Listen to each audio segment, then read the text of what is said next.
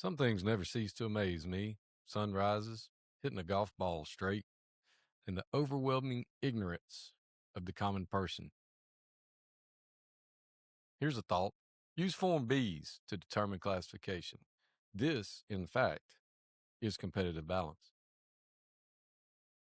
Season 8 of Sun Coaches Podcast, where not everyone is funny or tells funny stories, but everyone has a story.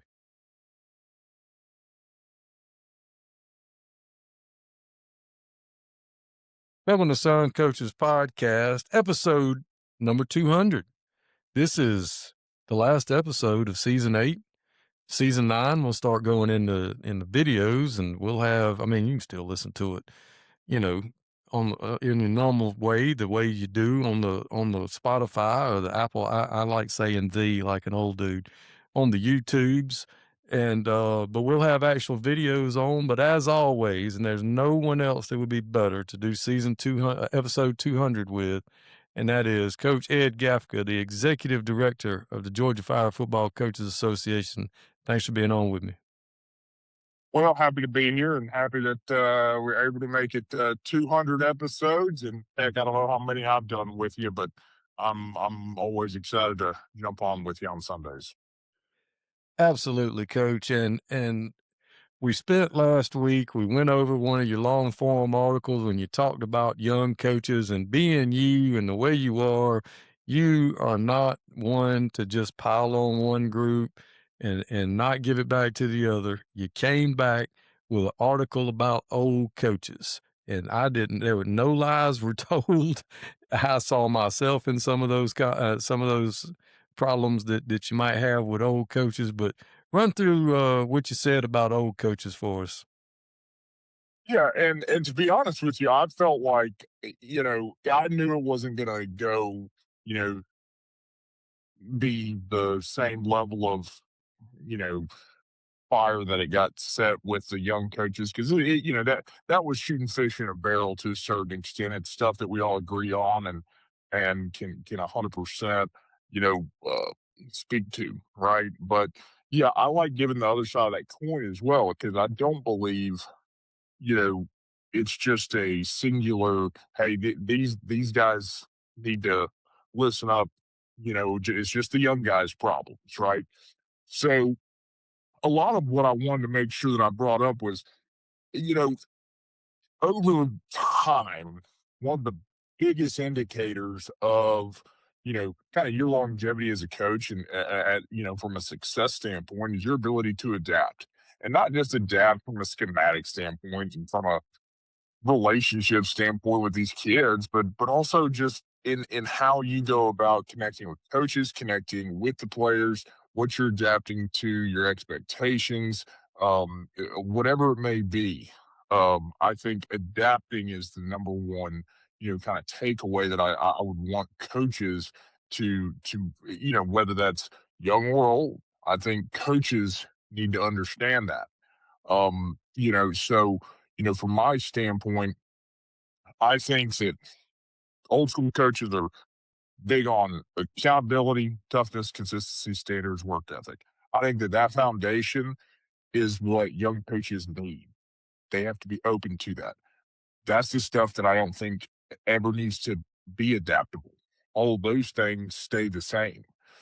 But when you want to continue on this path of right, wrong, and indifferent, to me, where I get hung up, and it's almost like this badge of honor thing, is you have old school coaches who, they openly brag about, maybe it's missing a birthday, missing a birth of a kid, missing something.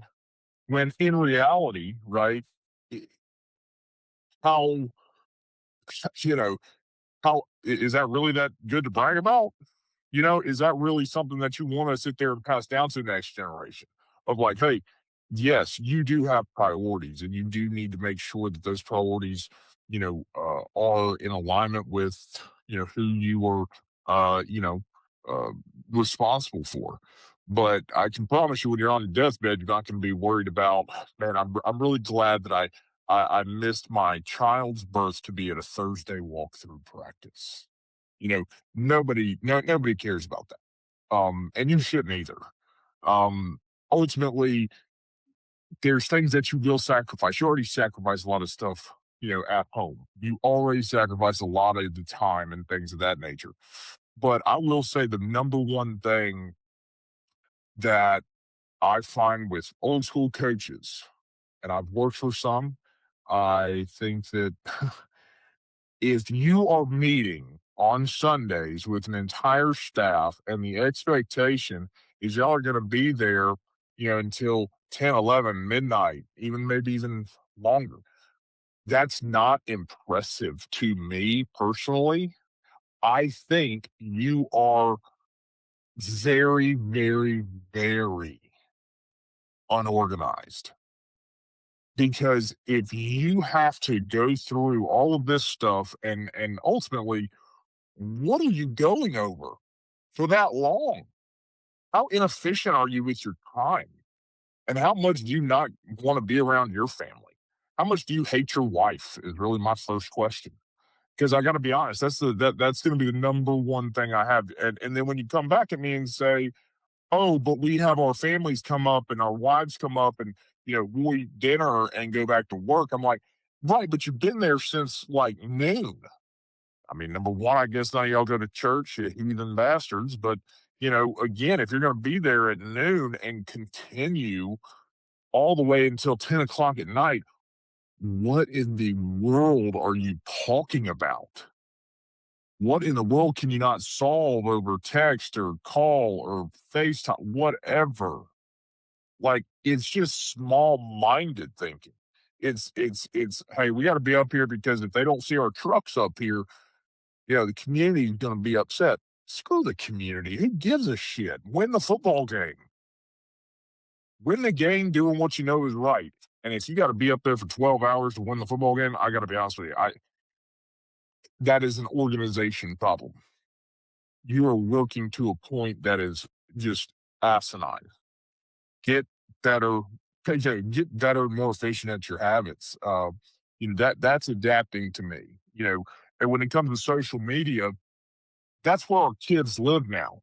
Whether I'm not asking you to go on there and be this, personable guy all the time, but you do need to understand the importance of it and how it drives the narrative.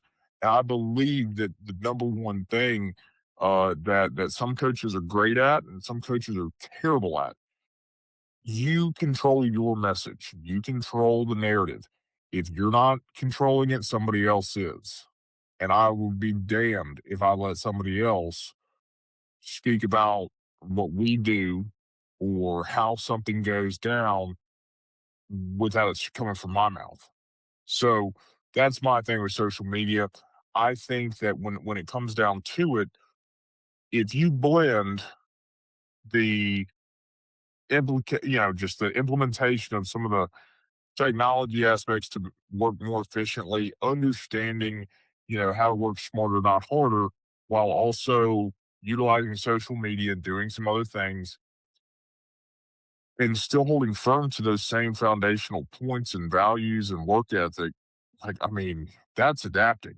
That right there is the difference in somebody that is able to go from generation to generation connecting with kids versus somebody that's looked at like, yeah, no, where was that guy at on January 6th, right? Like that's what they think of that guy because he doesn't know like that's where their mind automatically goes. They're like, man, I don't understand this coach. I don't understand this guy because, well, he's not, he's not active, he's not able to bond with me, he's not able to relate to me at all. And his ass is still, wanting to meet from 12 to 12. So again, it's a different vibe, it's a different way of thinking, but you don't have to lose your values and your morals or your work ethic to do it. Not at all. And I the only thing I'm gonna say about the difference between old dudes and young dudes is old dudes still find a way. And that's the thing. And the biggest problem I've had with a lot of the response on in the kickback, and it's everywhere. It's not just in this particular instance, but if you're perusing X, you'll see that the number one thing is every generation since Aristotle has said the one before them was sorry or didn't work or whatever. And you're right. But I think that until this right now, you haven't had a generation that has access to the technology and the things that this generation has access to. You haven't there's so many jobs open right now that are good jobs that they can't get filled. Coordinator jobs, head middle school jobs at great programs. I mean, they're jobs. People aren't going into it anymore because they don't want to do it. Why do they not want to do it? Money's not it. So it's either they don't want to work, they don't want to put the work in that's required to do it and climb up the steps and do it. They want everything right now, quick, quick, quick, microwave society. That's fine, but that's not how this business works. Not if you're going to be good at it. And it's just to keep falling back on the every generation has said this before. Yeah, maybe so, but no other generation has had access to a supercomputer in their hand at all times where they can do whatever they want to do, see whatever they want to see, say whatever they want to say. So it's a little bit different, I believe. Now that leads into a great article you wrote this past week about the 10 commandments of the interview process or interviewing. Um, 10 commandments of interviewing for a high school football coaching job. And this just isn't for a head coaching job. It's just for a coaching job in general. We've spent the past few months talking about the jobs that were open, the head jobs that were open. Now we're in the business of everybody's turning their contracts in. People know what allotments they have. Now it's time to go interview for a job. And I thought you did a great job hitting the 10 commandments of what you should do when you interview for a high school football coaching job. And commandment number 1 said, "Thou shalt not speak negatively about previous schools or coaches." Yeah, and again, that's honestly my number one, rule in all of this is I think it shows more about your character and how you are. If you go to, this interview and you meet, if you're going from Dodge County and you're trying to get a job at, I don't know, insert, Bleckley County, right? And all you're doing is talking about how shitty this person is or how terrible this is. Honestly, there's a good chance those people know each other and they talk anyway. So when all you're doing is poor mouthing, whoever it is you're working for in that experience, again, it leaves such a bad taste in my mouth with any time I hear somebody that just starts going after their former employer and still their current employer because they don't have a job yet. So, yeah, definitely don't do that. Commandment 2 was thou shalt be transparent with your current head coach and administration. Again, communication is key. You have to let everybody know kind of what's going on. Give them a heads up.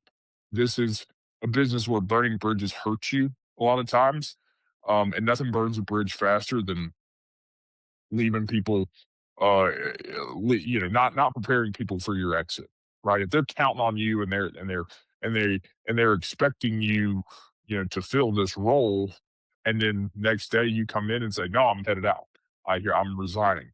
Again, now head coach is sitting there going, well, "Shit, if I would have known that, I would have been able to hire somebody." And there's just a lot of dominoes. And I understand it's a tough conversation. I understand you're not very comfortable in those situations. Well, grow the hell up, okay? Be an adult, have a conversation, let them know, and they'll be advocates for you if you handle it the right way. They'll be your best cheerleaders and say, "Hey, when they call, I got your back. I'll tell them exactly, what it is you did." Um, so definitely, definitely keep everybody in the loop. The third one, again, thou shalt dress well to test well. Well, hold on, You coach. show Let me yeah, go yeah, yeah, back go to ahead. let me get back to the second commandment. I would like to think, and I know it's not true because we've had it happen here recently. I would like to think that at this day and time, people have enough sense to know that we talk. Like you said, coaches talk. And there's nothing worse than when a coach calls and says, "Hey, Coach XYZ, man, he's coming over here Wednesday to talk to us about our whatever job." And I'm like, really? I wasn't aware that he was looking. And, you know, what can you tell me about him? He's a good dude. He does a good job, blah, blah, blah. Well, naturally, I'm going to talk to my head coach when I see him in the morning and go, hey, man, so and so called me from school X and Coach Y is going over there to talk to him on Wednesday. That's pretty awesome. And then he's like, do what? And he doesn't know anything about it. There is nothing worse than you could do than that because now you effectively have resigned from the job that you have at school A to go interview somewhere when all you had to do was tell the coach, "Hey, coach, I'm going to be looking. I don't really know that I want to leave, but I just want to see what's out there, see what the market is for me. This situation could be good for me and my family, blah, blah, blah, whatever you got to say. But just tell the head coach. Just tell him first because it's going to get back to him. And if you haven't had that discussion with him, it's hard to back yourself out of that corner that you've painted yourself into. That's all I want to say about that, coach. Going with commandment number 3, dressing well to test well. Yeah, and you made great point there, and I think that when we think about going to meet with coaches in an interview or administration 100%, you need to make sure you were, I'd always rather be overdressed than underdressed. I would also present yourself in a professional coaching manner when you go and speak with a head football coach. You might not have to wear a tie, but a button down and blazer might not be the worst thing, unless y'all communicate something else. But ultimately, what I want to avoid is showing up with the damn backpack on, showing up in my leggings and my hoodie and having an adult conversation dressed like a child. If you want to be taken seriously, take yourself seriously. And that's part of the learning curve there. For if you dress like a slouch, if you're wearing baggy ass clothes, if you're not put together, if you're not, people have beards, people have, all this other stuff.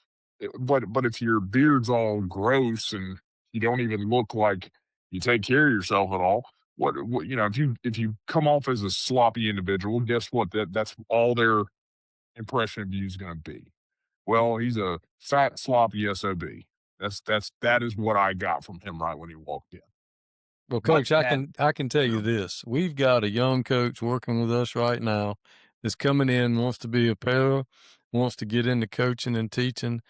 And, it's the old adage, dress for the job you want, not for the job you got. And this young man has come in and he's started working at our school. And one of the English teachers is just so impressed with him because of the way he dresses. He dresses like a young professional. He wears slacks and a dress shirt and nice dress shoes, and he's tucked in, and he's sharp, and he's clean, and he's got fresh edges, and, I mean, he presents himself in a manner. I mean, crap, he showed up like that today to sub in the gym, and I'm like, "Whoa, you're way overdressed," and he was, like, really worried last Friday because he was wearing, like, coaching clothes. He's wearing, like, a warm-up suit. He's like, "Coach, you think this gonna be okay for me to sub today?" And I was like, "Ah, it's Friday, you'll be fine. Don't wear out on Monday, Tuesday, Monday through Thursday though." And to your point, you're exactly right. I mean, it's not just the administration you're talking to and the head coach you're talking to, but the impression you're making on the rest of the teachers in the school building that can make your life a living hell if you present yourself as, you know, a living hell. Well, exactly, and that kinda leads into both commandment 4 and 5 that kinda go hand in hand together because, 4 is, thou shalt be honest about teaching and everything that you're certified for. You know, saying that, "Hey, I'm only certified in PE, I'm only teaching PE." Well, that's one if the only reason you're gonna go to a new job is, "Okay, it gives me a PE spot," then, yeah, you need to be upfront and honest about that. But if you're trying to be part of that staff in whatever way, you're trying to get a job, you know, that ultimately I find that to be kind of, uh, you need to list all your certifications, everything that you got, be honest about it, and understand that the goal would, communicate like, listen, to get my foot in the door, I'll do sped, I'll do whatever else I'm certified for, but with the expectation of when maybe when the next P spot opens up, I've got an opportunity to move to that spot, whether it's mid year, whatever it is. And then that kind of rolls into the fifth one where it's never utter the dang term. Listen, I'm just, I'm here to coach football, not teach. Yeah, that's a quick way to get on a list for all admin and everybody that, listen, this guy is not going to be trusted 8 to 3. Like, he's not going to take it seriously. He's not an adult. He doesn't understand that the 8 to 3 pays, 90% of his salary, and ultimately he's got to understand that that job is more important. I understand what your passion is, but you need to be a good teacher and you got to understand the role that is. And again, it's like sales 101. If you're in that room with admin and you start talking about being a passionate football coach, chances are that's going to fall on deaf ears in our current state of administration. There's very few former football coaches, in administration. So you need to really harp on how much you enjoy teaching kids and figuring out kids and how to reach them and how to help them grow and learn and mature and all of those things. Sell yourself as a great teacher first. So they want you, even if football were to go away tomorrow, they'd still hire your ass as a teacher. If you utter the phrase, I'm a football coach first, not a teacher, whatever, I'm just here to coach football, that's not going to be good. Well, and you hit on it right there when you said that the current state of administration. I mean, that might have been good 30 years ago when a lot of your administrators were old coaches, whether they were football coaches or not, they were old coaches. You don't want to go in there and then they'd say, "Hey, man, turn in your lesson plans. I plan to win a state championship," and turn that in. You better plan to find another job this day and time because most of your administration now, they were English teachers, they were history teachers, they were music teachers, they did not play sports. They do not like sports. They do not care anything about sports. They do not view the athletic department or any of that realm as part of the education of the person, of the young person these days. And you hit the nail on the head. You can't go in there when 90% of your salary revolves around the job you do in the classroom. You could do a great job in the classroom, and let's say, like in my situation, where I'm on a very short medical leash. At any point in time, the doctors could come in and say, You can keep. I mean, you can do what you want to do." I mean, they've basically said that now, but you can do what you want to do, but you don't need to coach anymore because you can't handle it health wise. But still have the teaching job, because if you do your job in the classroom, all that other stuff can go away. You can still be employable.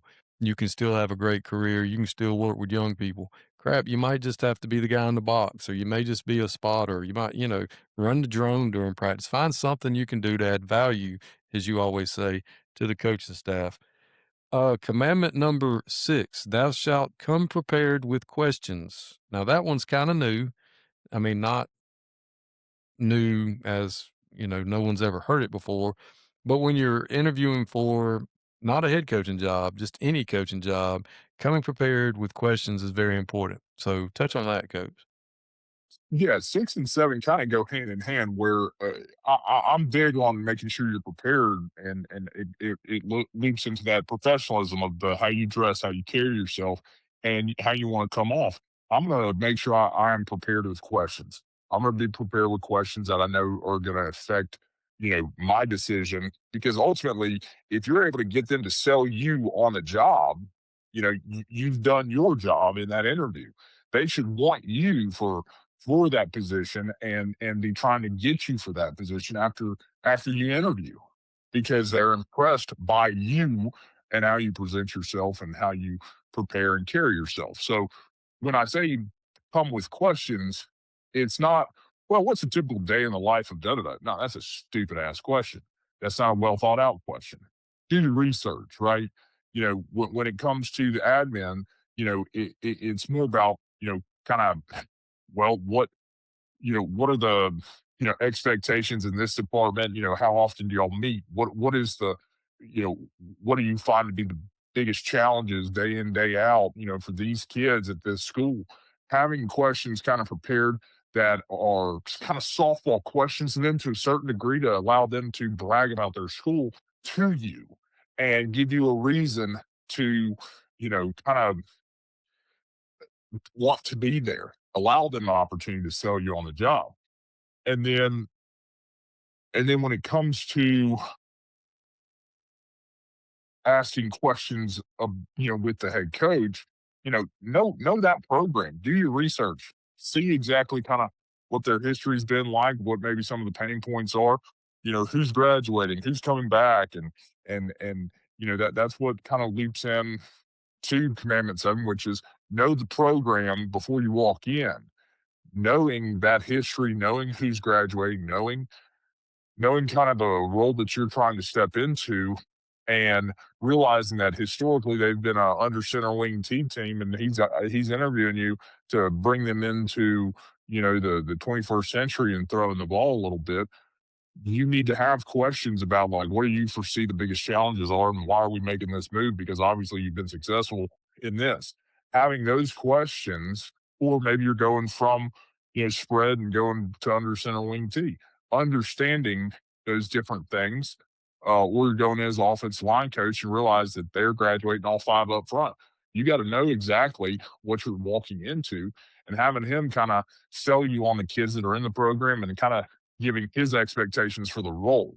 So knowing the program, having good questions about the school and about the football team, the staff, everything that goes into it, that kind of plays all together to where if you are able to sell yourself as a professional, dress well, test well, show how good of a teacher you are, and how much you care about teaching to the administration. That now, and you're not poor mouthing your previous and current, current job. Um, that's this is all building towards you being a very attractive hire for them in some way, shape, or form. Well, one thing that some people listening may think that have interviewed recently will say, "Well, I sit on these interviews and they're stock questions and they've got a rubric and they just go around each administrator ask you a question." That's okay. That's fine. You're still allowed to ask questions. You should treat each interview like you're interviewing them. Answer their questions, but you better get your questions answered as well. You need to know, do they pay Social Security? Do they take out Social Security? I mean, what kind of vision and stuff? I mean, outside of the climate of the school, there are things that you need to know from a professional standpoint. How do you get paid? What is the local supplement? Do we have a local supplement? All of those things go because you don't need to stand around and complain later down the road when you find out that you don't have a local supplement or, they do take out Social Security or they don't take out Social Security. There's some systems that they don't take out Social Security. And I know that's odd to people out there listening that have never been in one of those systems, but they do exist. And money's important, and it's something you need to know along with the climate of the school. Commandment 8, thou shalt not oversell or outkick your coverage. Hit me, coach. Yeah, and basically that kind of goes into, this is where humility matters. This is where having confidence in yourself is I think a valuable trait. I think it's a trait that a majority of football coaches have. And if you're able to thread that needle between the confidence and arrogance, line there, you're right at that, right in that sweet spot.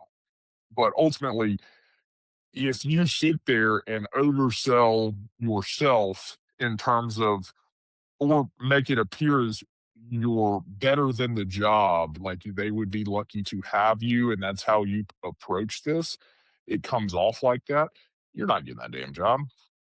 You know, if you walk in there thinking you have all the answers in a football coaching interview, I don't care if that's a first year head coach or a 30-year head coach.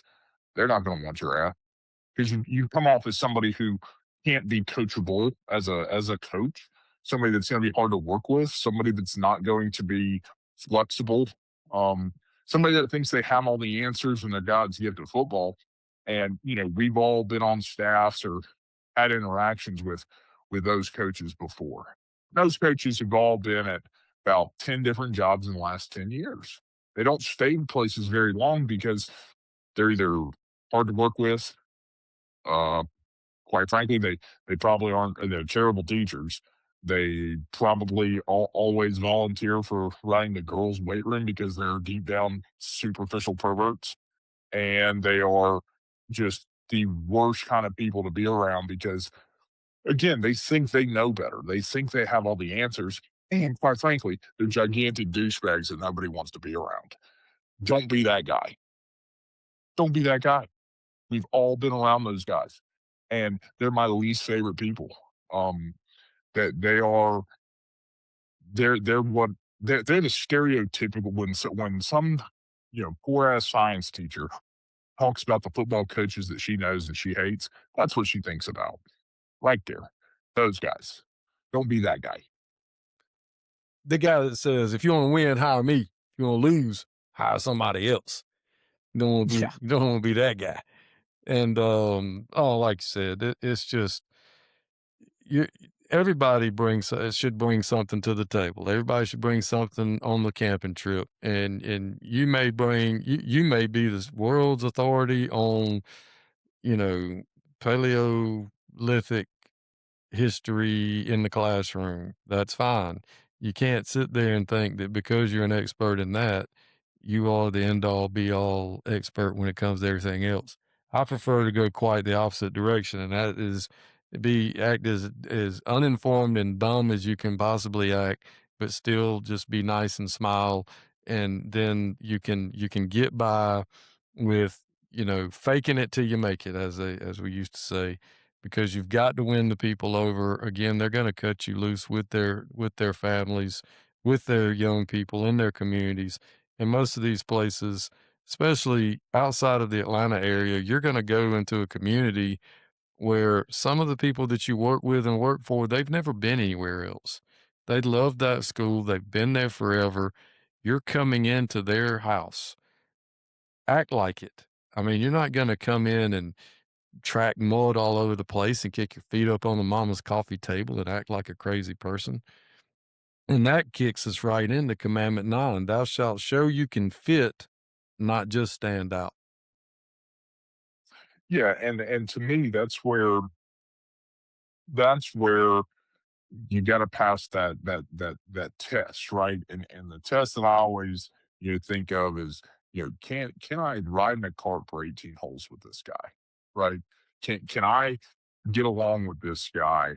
If football's not involved, is this a good dude? Is this somebody that has more below the surface than just this persona that he's putting off right now. So you're not going to fit every job. You're not going to fit every place. And it's got to be the right fit. If you're trying desperately to be somebody you're not, chances are you're going to be unhappy and you're going to be looking for a job in 8 months anyway. So it's better that you figure out that fit piece, both between the head football coach, yourself, that school administration, every aspect of it.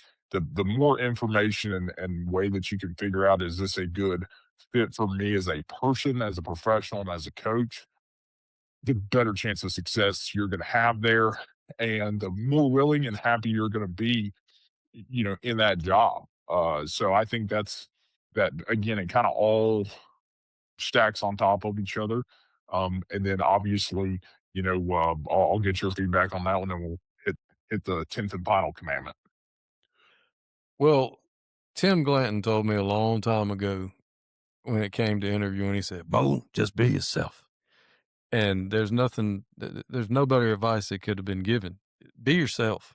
Go in there, be yourself.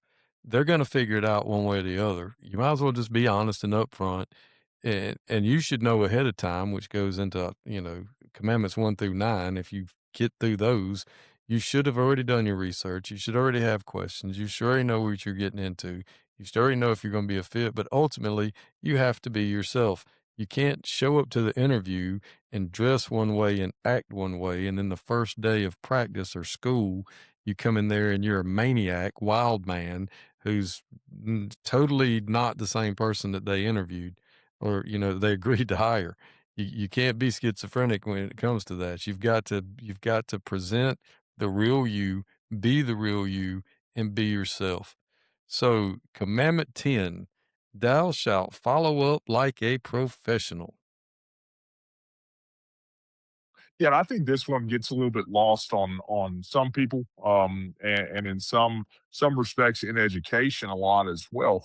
You know, nothing makes yourself stand out more and shows people the kind of professional, you are, like following up, whether it's a handwritten letter, email, phone call, whatever.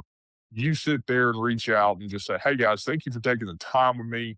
You know, I enjoyed it. I'm looking forward to speaking more with you soon. If you have any more questions, feel free to reach out to me. Be happy to clear anything up. It's somewhere along those lines. If you just kind of ghost them after that, don't kind of at least because again they might be, that head football coach might have 6 or 8 guys that he's rolling there with, and if he doesn't offer you, by the time you walk out of there, it's not that you didn't sell him. He's just trying to make a decision. Well, what keeps you top of mind, right? Well, what keeps you top of mind is your ability to kind of follow up with them and say, "Hey, listen, I appreciate you taking the time with me because that's time that you could have been, developing your football team, being with your family, doing all these other things. I don't believe in wasting your time or mine. So, I appreciate your time today. I enjoyed it. It was a learning opportunity for me. The interviews with the admin, same thing. So, being able to do that, I think, I think it helps you prove all of those things. If you've done commandment 1 through 9, uh, you by the book, number 10 seals it for you in whatever way you want it to. And to me, you know, you can sit there and follow up with them after that interview and be like, "Hey guys, I appreciate your time. At this time, I'm going to remove my name from consideration." You can even do that. Don't waste their time and think that, again, it might not be a good fit. All right, well, let them know. If it's not a good fit. It's not a good fit. Let them know so they can move on to the next guy. But, because the main thing is, guys, the resume gets you the interview, and what you do in that interview is, that's how you get the job. You can have a great resume and walk in there and be a dumbass, not get the job. Well, And again, your resume is going to get you a lot of jobs or a lot of interviews. But there's guys who have really impressive resumes that have been on a lot of interviews. And when I've talked to admin or I've talked to coaches who've interviewed them, like, that dude is the most arrogant prick I've ever been around. I wouldn't hire his ass. That's the thing. You've got to now figure it out, right? You've now got to kind of go back to the drawing board and be like, oh, well, I definitely didn't come off as somebody that should work here. So that's kind of the 10 commandments as I see them. well, and the last bit of advice that I'll give as we talk about this stuff is, and I think this was, great advice. It's fantastic. If people actually pay attention, it'll help them out during their careers, regardless of whether it's a head coaching interview or if you're just going to be a position coach. But the last thing I'll say is, you know, be genuine, be honest, and communicate. If you know that you have, you're in a time crunch or somebody else has offered you something, don't string people along.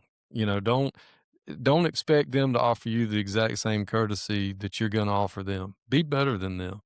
Because a lot of times they may drag their feet and you don't have time to wait, but be honest with the point of contact you have. that, "Hey, man, I've got this offer from these other people and you're not telling me anything. I appreciate it, but, I gotta eat.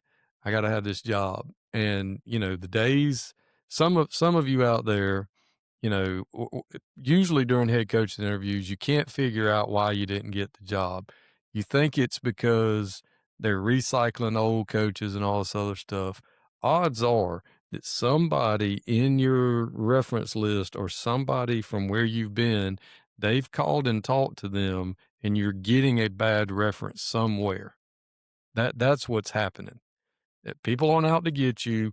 It's not because you're 31 years old, and that may not be it at all. It may be that somebody you need to go back and check through your commandments. How did I come off in these? How would I how do I grade in these commandments, the 10 commandments that coach just gave you? It may be that somebody somewhere is you're getting screwed over.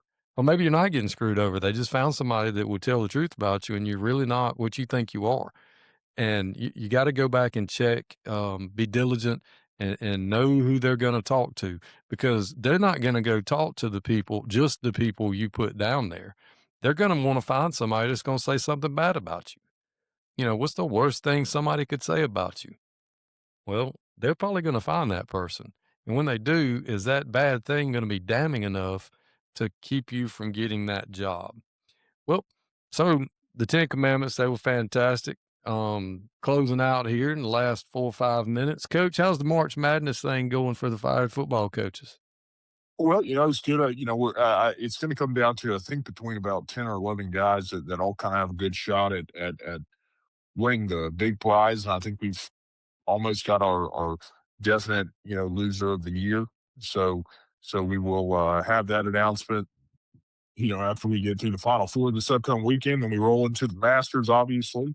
And I'm going back and forth on because I've done it in years past where I do a master's pool, where you pick, four golfers and the top three scores, obviously, calculate and there's a winner, obviously, and a loser. But I haven't decided if I want to take on that headache. But I think it could be a nice little attention getter because everybody watches the Masters and it's definitely a fun time of year. But yeah, I mean, it's we're getting down to the nitty-gritty, and it's spring break for a lot coming up, and then we're right into spring football, and we'll be doing a spring break, or a spring football, tour of some of our member schools. Whether they know I'm there or not is TBD, but gonna give a nice little spring practice report on some of these